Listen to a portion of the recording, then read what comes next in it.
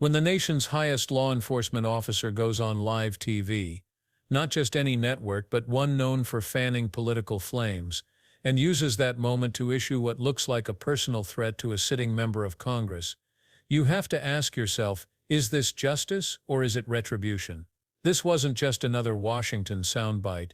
It was a glimpse into the raw, unfiltered power struggle shaping America right now, a struggle that stretches from the halls of Congress to the billionaire boardrooms of Silicon Valley. Do names like Elon Musk, Kash Patel, and even the FBI itself have confused what our jobs are, and I get that we're sitting in judiciary, and so it may seem as if we are here to be litigators, but we are here to be legislators, which means that we are supposed to be writing laws, not trying to have our own trials and determine whether or not something is true or not, or whatever the case is, or who should be sued, who shouldn't be sued. All I know is that a great American hero, a good senator out of New Jersey, said something to the effect yesterday as he was shattering the record for holding the floor, a record that had been held by another racist in this country. As he shattered that, he said something about the fact that this should not be about left versus right. It should be about right versus wrong. And I am going to tell you that I want us to focus on right versus wrong. The reason that we are struggling right now in this country as it relates to people not trusting agencies, honestly, a lot of it is because of elected leaders. Let me tell you, one of the things that the chairman and I actually agree upon, we don't agree on a lot, is that we both know that there has been a sharp incline as it relates to threats upon our lives. Regardless of what side of the aisle you sit on, we both know and agree that as sitting members of Congress, we both are enduring more death threats than anybody should in this country. And I believe that it is because of the divisive rhetoric, and it is because of the selective enforcement of things. And so when we have, and I'm gonna be clear, because I had remarks and I'm going a whole other way.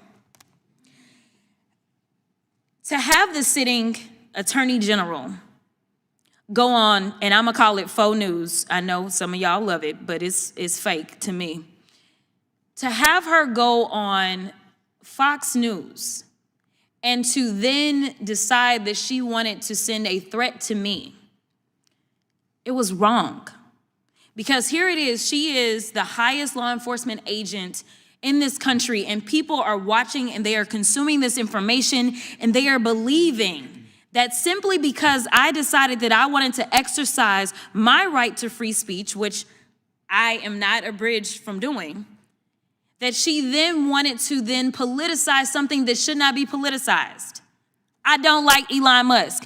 I'm gonna say it 50,000 times. I don't like him. I don't like that he going out there and he firing people. I think that he's a crook because somehow the rest of us can't sit around and get whatever federal contracts we want. The rest of us can't sit around and get law enforcement and get them somehow ordained as federal law enforcement to protect him. The rest of us can't get our dealerships protected by the federal government. That is somebody that is operating above the law. For whatever reason, just because he has a lot of money, more money than everybody else. And yes, I am happy to see that on my birthday, which is what I said, there were peaceful protests around this world against him because he is a problem. And so you never should have somebody that is sitting that high and is going to sit up here and threaten a sitting member of Congress when she knew good and well, if she watched the entire thing, that I specifically told protesters to make sure you consult with lawyers, just like I've told protesters over and over and over in the history of me advising people to go out and exercise their constitutional right. The fact that there are other sitting members that have received letters of threat from this new DOJ tells me that they are about retribution and they are not about following the law. The reason that our party, or I won't even say our party, our country is torn apart is because we can't even agree on right versus wrong. This should not be left versus right. The only thing that we're asking is that we have law enforcement that will show up when there is an actual crime. If somebody calls and says, hey, I need you to investigate this cyber crime, or I need you to investigate this child pornography, or I need you to investigate this robbery, then we want somebody to show up, and we don't want them to look at us and act as if just because I'm black or because I'm woman, that I am not worthy of having that case investigated, because we have an administration that is continuously railing against diversity, equity, and inclusion, or we don't need people that show up that feel like diversity should not be valued. That is why we should have somebody that may show up and looks like me. The final thing that I'll say, because you've been gracious, is this.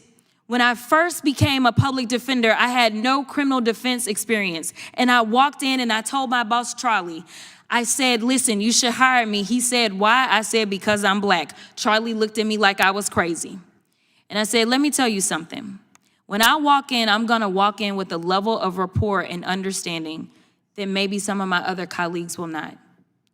Charlie offered me my job, and I worked my butt off, and I worked really, really hard for all of my clients, not just those that look like me, and that is what it looks like to serve. Thank you. Are now tangled in a controversy that's raising urgent questions about loyalty, law, and who really holds the reins of power in this country. And what comes next could shake that power to its core. The moment was striking. The Attorney General appeared on Fox News, a network many see as a political amplifier, and delivered remarks that, according to critics, crossed the line from policy into personal. The claim that she effectively threatened a sitting member of Congress over statements made in public, statements that were by all legal accounts protected under free speech. It wasn't just the content that was shocking. It was the implication that the highest law enforcement official in the nation could use her platform to intimidate an elected official simply for expressing dissent. That kind of move doesn't just echo in the political sphere. It sends a chilling message to anyone who dares to challenge power. And then, as if the story needed more gasoline, in came the name Elon Musk. The Congresswoman didn't mince words.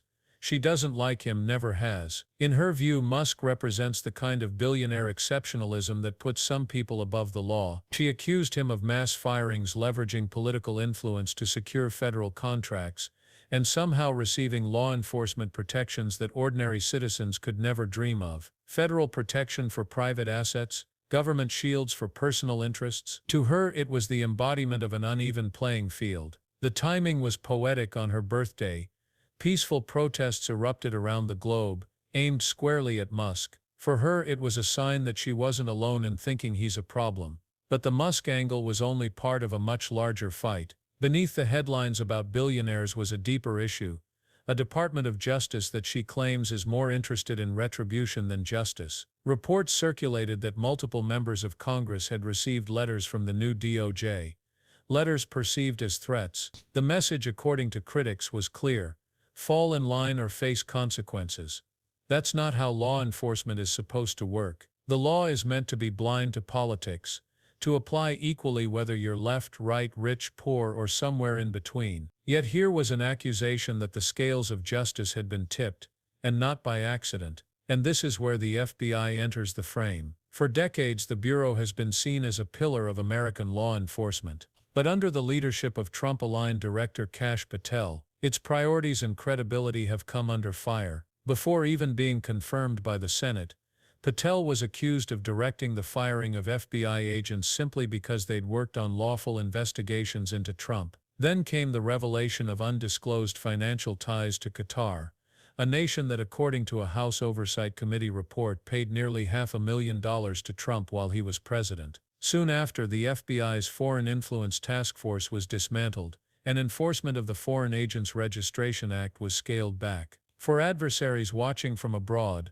this was a victory handed to them without a fight. If that weren't enough, Patel's leadership has been marked by resource shifts that defy logic. Agents who once worked on violent crime and child exploitation cases were reportedly reassigned to focus on anti-Tesla probes and redacting Jeffrey Epstein files. This despite testimony from FBI Director Christopher Wray that China's cyber operations outnumber FBI cyber personnel by at least 50-1. Instead of bolstering defenses against one of the biggest cybersecurity threats in the world, agents were being pulled into tasks that seemed politically or personally motivated. Add to that Patel's bizarre proposal to contract the FBI with UFC fighters, and critics began to question not only the Bureau's priorities but its competence. Then there's the matter of personal conduct. Patel, who's been vocal about cracking down on remote work, was himself reportedly living part-time in Las Vegas and commuting to Washington, D.C., all while staying in the home of a major GOP donor. The optics were glaring. Imagine the uproar if a former FBI director under a Democratic president had been living in property owned by George Soros. The double standard, critics argue, is impossible to ignore. All of this points to a dangerous trend: political loyalty being valued over professional expertise. The role of the FBI director has historically demanded unimpeachable qualifications, deep investigative experience, and a commitment to impartiality. Instead, we now have a leadership dynamic where loyalty to one political figure appears to outweigh decades of law enforcement experience. And in a system built on the separation of politics from justice, that's a recipe for erosion from within. What makes this even more alarming is that these disputes aren't confined to closed-door meetings or bureaucratic memos. They're playing out in public, fueling a national narrative that law enforcement is just another political tool. The Congresswoman made it clear.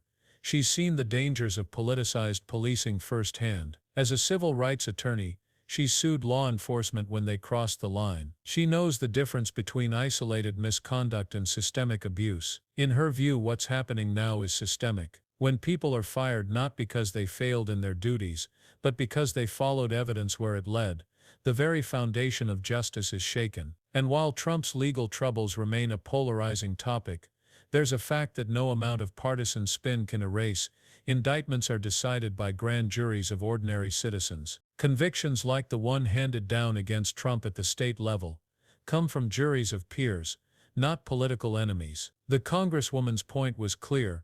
This isn't about whether you like the defendant, it's about respecting the process that applies to everyone. Her own career offers an example of why diversity in law enforcement matters. When she first applied to be a public defender, she had no prior criminal defense experience. She walked into her boss's office and said he should hire her because she was black. It wasn't a stunt.